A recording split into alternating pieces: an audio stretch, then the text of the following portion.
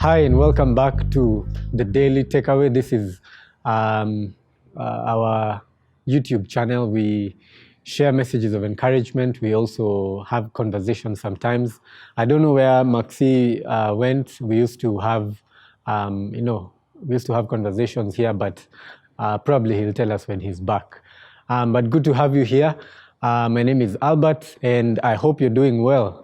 Today we'll be meditating upon a topic on a topic in the book of John, chapter 16, between verses 20 and 33.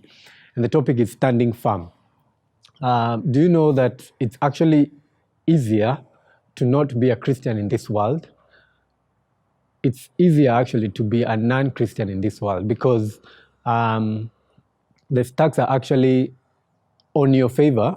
But things on the ground, ukiangalia hivi, how Christians live and how they experience life and, how things go for them. On a daily basis, it usually seems like stacks are against them. The odds are against them. And it's because once you give your life to Christ, once you decide that you will be a part of Christ's army, once you decide that you will be a soldier in the Lord's army, there's a song we used to sing, I'm a soldier in the Lord's army, yeah, that song. Once you decide, once you decide that you're in God's, or you're on God's side, then automatically you've chosen to be against the devil's side, against the enemy's side. And Jesus actually told us in the book of John, chapter 16, that I tell you the truth. This is Jesus speaking. You will weep and moan while the world rejoices. And when you think about it, when you look at Christians nowadays, even Asaph, there's a psalm in Asaph, Psalm 73. He says that he looked at people, the wicked, and they seemed to be flourishing. They had healthy bodies. They gave a care about nothing. They saw something, they went for it, and they got it. But then, the world is rejoicing, while Christians, he was speaking to his disciples, and he was telling them, you will weep and you will mourn while the world rejoices. But there's something about Christianity that we just won't, give up. We just won't relent. We just won't feel defeated because, for one thing, we're on the winning side. Not even we're not even on the winning side, but we actually have the victory. There's also a song that sings, you already have won the victory.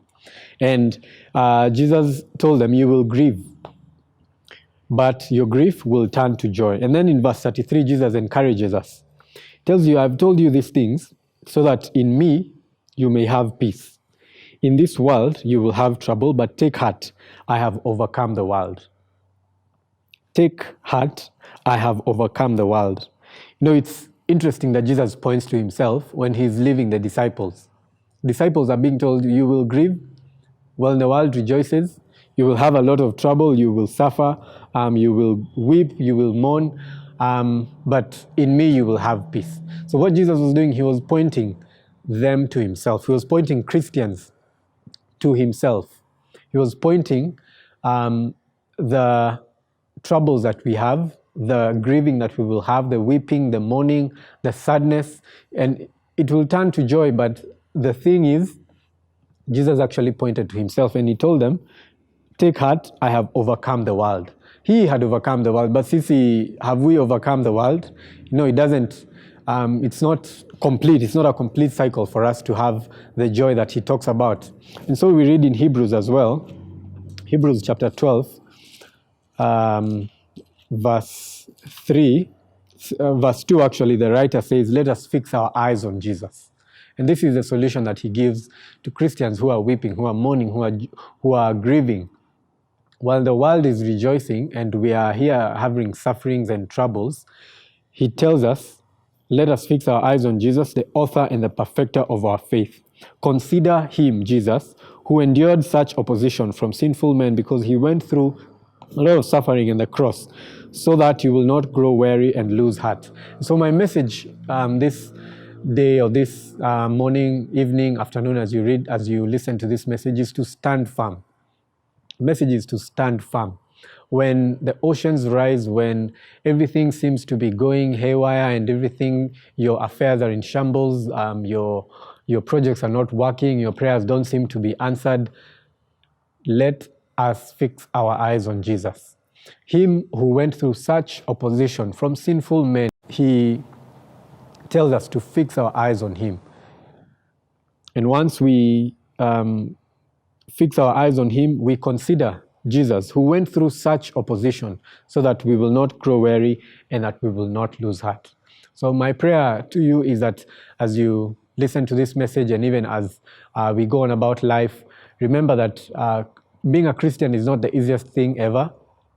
It's not the easiest thing it's not the easiest thing being a Christian, but it sure pays off in the end. Bible says that you will not just have wages, but you have a reward for you that is in heaven and also here on earth.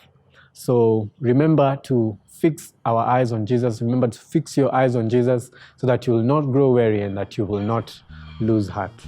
Have a blessed week and Baraka.